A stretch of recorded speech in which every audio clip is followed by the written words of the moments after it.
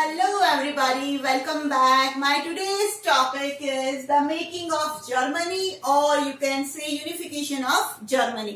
अब है ना, हम ये देख रहे थे काफी दिनों से जो वीडियोस चले आ रहे हैं, प्रीवियस वीडियो अगर आप देखोगे तो उसमें ये चीज क्लियर हो गई थी कि अब जो लोग थे स्पेशली लिबरल्स जो थे वो क्या चाह रहे थे कि यूनाइटेड एक नेशन बने, न कि स्टेट में वो बढ़ता चला जाए, है ना। सारा पोर्शन जो है वो यूनाइटेड हो जाए, एक नेशन बन जाए, इसकी कोशिश में लगे हुए थे। तो आज फाइनली अपन वो यूनिफिकेशन ऑफ जर्मनी देखने वाले। चलिए, the liberal nationalist began their efforts for the unification of Germany from 1815। अगर आप प्रीवियस वीडियोस देखते हैं या आपको प्रीवियस स्टोरी पता है तो ये चीज क्लियर हो जाएगी कि जब लिबरल्स इकट्ठा हुए थे, एक नई सोच के साथ वो आए थे, तो उन्होंने हमेशा एफर्ट्स किए किसके लिए, यूनिफिकेशन के लिए, कि हमें मोनार्की सिस्टम नहीं चाहिए, हमें डेमोक्रेसी चाहिए, हमें कॉन्स्टिट्यूशन चाहिए, है ना। और वो शुरुआत हुई 1815 से। अब यूनिफिकेशन ऑफ जर्मनी में ना थोड़े थोड़े सालों में बहुत सारे फेजेस आए थे।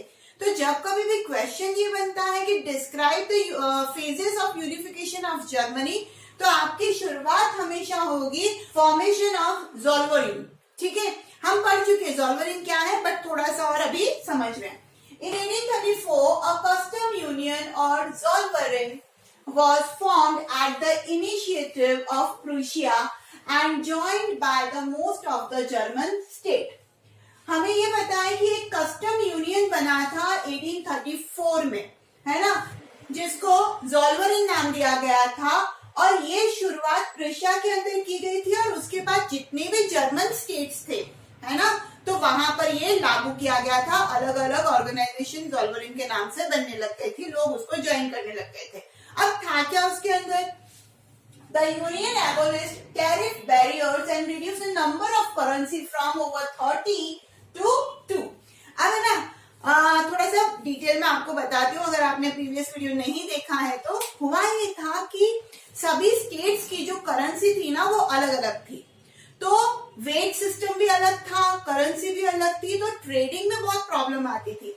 जैसे मान लीजिए कि मैं राजस्थान में हूँ और मुझे माल भेजना है मेरा महाराष्ट्र के अंदर, बट मेरा जो 100 केजी का जो माल है वो वहां जाके 89 केजी ही होता है, तो मेरे को तो लॉस होगा ना, क्योंकि मुझे तो 100 केजी रुपीस का पैसा मिलना चाहिए, बट वहां पर जाने के बाद मेरा वेट सिस्टम जो है माल का वो कम हो जाता है, क्योंकि उसमें वो स्टैंडर्ड चल रहा है, वो वेट सिस्टम चल रहा है, तो बहुत दिक्कत होती थी, तो ट्रेडिंग होती नहीं थी। फिर करेंसी प्रॉब्लम थी, यहाँ पर रुपीज है मान लीजिए, वहां पर डॉलर है तो डॉलर में कन्वर्ट करना, फिर यहाँ पर लाना, तो बहुत सारी ट्रेडिंग प्रॉब्लम्स होती थी।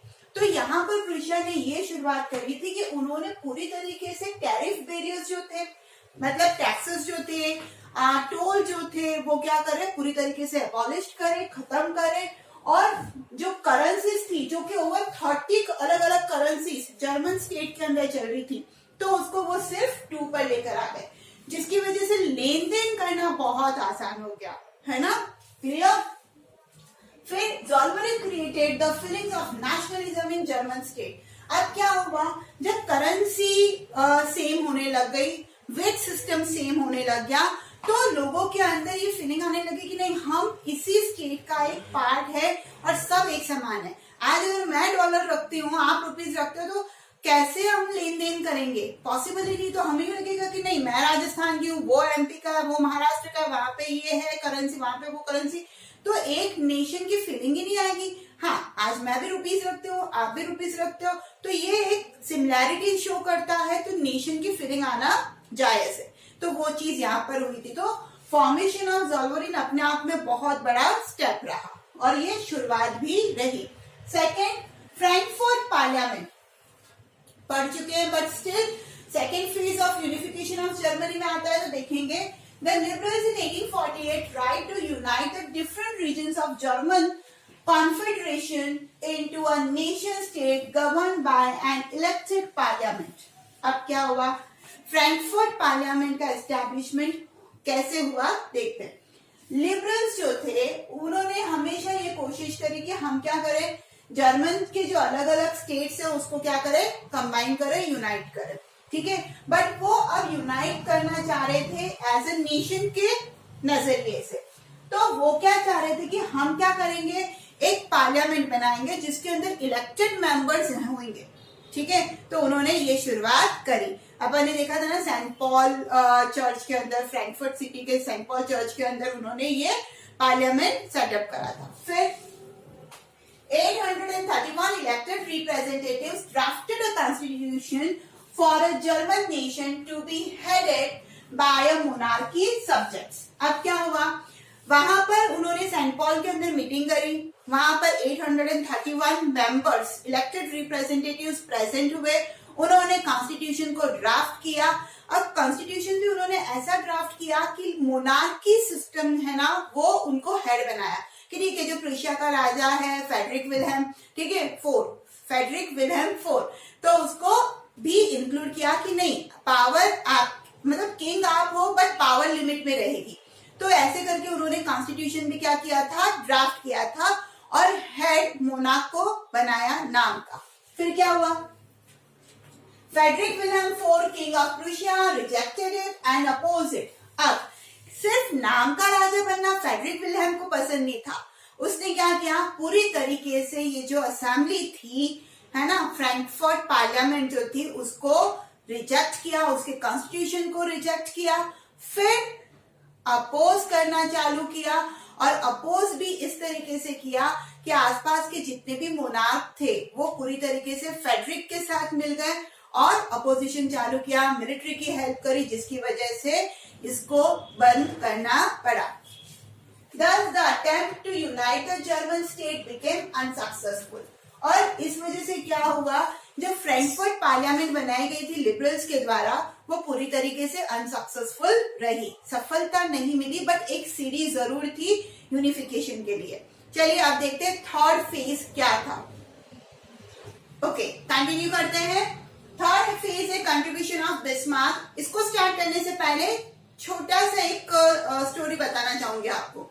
जैसे कि आप अगर आपके पेज पे मेकिंग ऑफ जर्मनी के पेज पे देखते हैं तो एक हेडिंग दे रखी है, can the army be the architect of the nation. क्या किसी भी नेशन का आर्किटेक्ट आर्मी हो सकता है? यस, 100% हो सकता है, जब कंजर्वेटिव्स क्या करें, सपोर्ट करने लग जाए। मतलब समझना इस चीज को। हुआ ये था कि लिबरल्स जो थे वो पहले नेशनलिज्म की फीलिंग को जागरूक कर रहे थे, लोगों को समझा रहे थे, है ना, बट धीरे धीरे जो कंजर्वेटिव्स थे, जो मोनार्क थे, उनको ये चीज समझ में आने लगी कि वाकई में जर्मन स्टेट्स जो हैं वो अलग अलग भागों में बैठा हुआ है, वो यूनिफाई होना बहुत जरूरी है। ये राजा महाराजाओं को समझ में आने लग गया, है ना। और फिर उन्होंने क्या किया, नेशनलिज्म की फीलिंग को जगाना चालू किया कि नहीं, यूनिफिकेशन होना चाहिए। ये सोच उनके दिमाग में आने लग गई।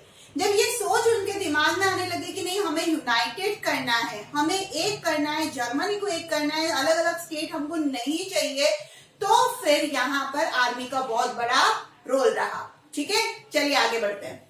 Contribution of Bismarck. Auto von Bismarck was the chief minister of Prussia. हुआ ये था कि प्रुशिया के जब किंग को ये लगने लग गया कि नहीं, हमें अब यूनिफिकेशन करना है, तो वहां पर जो प्रुशिया के चीफ मिनिस्टर थे ऑटो वन बिस्मार्क, उनको ये रिस्पॉन्सिबिलिटी दे दी गई। He was the architect of the process of unification of Germany carried out with the help of Prussian army and bureaucracy। अब क्या हुआ, क्योंकि मोनार्क राजा खुद चाह रहा था कि अब यूनिफिकेशन हो जाए, तो उसने क्या किया, इसको रिस्पॉन्सिबिलिटी दी ऑटो वन बिस्मार्क को कि हमें क्या करना है, जर्मनी को अब एक करना है। और उसके लिए उसने प्रुशियन आर्मी और ब्यूरोक्रेसी, नौकरशाही जो थे, है ना, बहुत सारे नौकर जो थे, तो उनकी हेल्प के साथ ये प्रोसेस क्या किया, चालू किया। He adopted the policy of iron and blood, defeated Denmark, Austria and France during the period of 7 years। अब हुआ ये था, आपको पता ही है कि अपने 9th में भी देख रखा है कि किस तरीके से नेपोलियन जो थे वो अटैक करते थे, है ना, और फिर उस एरिया को फ्रांस के अंदर ऐड करते थे। तो आसपास के जितने भी जर्मनी के जिसको अभी अपन प्रुशिया बोलेंगे, प्रुशिया के आसपास के जितने भी स्टेट्स थे, है ना, जो जर्मन स्टेट्स थे, तो वो बहुत सारे देशों ने क्या कर रखा था, जीत जीत के अपने कंट्री के अंदर ऐड कर रखा था। ठीक है, अब वो कौन कौन से थे? Denmark, Austria, France. इन्होंने क्या कर रखा था? कुछ जर्मन स्टेट को अपने अंडर में कर रखा था। तो यहाँ पर बिस्मार्क ने आयरन एंड ब्लड पॉलिसी अपनाई। क्या है मैं बताती हूँ। ठीक है, किसके खिलाफ? डेनमार्क, ऑस्ट्रिया और फ्रांस को इनको हराया और बोला जाता है कि ये जो वॉर था वो 7 इयर्स तक चला। ये जो बैटल था वो 7 इयर्स तक चला था। फिर कुछ जर्मन स्टेट क्या किए? इन्होंने छुड़वाए।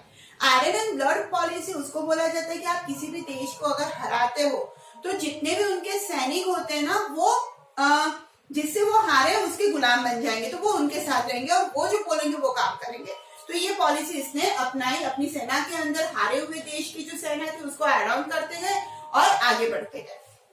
फिर thus the process of unification was completed in 1871. 1871 7 साल के बाद जब ये फ्रांस, डेनमार्क, ऑस्ट्रिया को हराया, अपने रीजन को, अपनी टेरिटरी को वापस लिया, तब ये यूनिफिकेशन कंप्लीट हुआ 1871 में। In January 1871, the Prussian King William I was proclaimed German Emperor. अब क्या हुआ कि 18 जनवरी 1871 के अंदर भाई जो विलियम फर्स्ट थे उन्होंने ये एकीकरण हो चुका है, ये यूनिफिकेशन हो चुका है जर्मनी का, ये घोषित कर दिया। On January 1887 the new German empire headed by Kaiser William first of Prussia was proclaimed. अब क्या हुआ कि डेट 18 जनवरी 1871 में क्या हुआ? सारा जो रीजन था वो जर्मनी के अंदर ऐड कर दिया गया कि ये जर्मनी का पार्ट है, ये जर्मनी, सारे नए एरिया को भी इंक्लूड कर देने के बाद वहां का जो किंग था किसको घोषित किया? केसर विलियम फर्स्ट को। जो पहले थे उन्हीं किंग को क्या किया? इस नए प्रूशिया का, जर्मनी का किंग अनाउंस कर दिया गया। ठीक है, तो इस तरीके से यूनिफिकेशन कंप्लीट हुआ। ठीक है, इस पे क्वेश्चन आता है, describe the process of unification of Germany. तो आपको ये तीनों पॉइंट ही लिखने हैं। ठीक है, अगर सिर्फ पूछा जाए कि right the contribution of Bismarck in the unification of Germany, तो आपको सिर्फ बिस्मार्क वाला पैराग्राफ ही लिखना है। हुआ ये यूनिफिकेशन करने के बाद वर्सेलिस के अंदर जो हॉल ऑफ मिरर है वहां पर एक मीटिंग ली गई, फिर नया कॉन्स्टिट्यूशन ड्राफ्ट किया गया, नई पॉलिसीज निकाली गई, है ना, नई आर्मी सेटअप की गई, तो बहुत सारी नई करेंसी निकाली गई, बहुत सारे चेंजेस यहाँ पर लाए गए। आई होप वीडियो क्लियर हो गया होगा। तो hit the like button and पढ़ते रहिए social studies with Sangeeta. Thank you so much.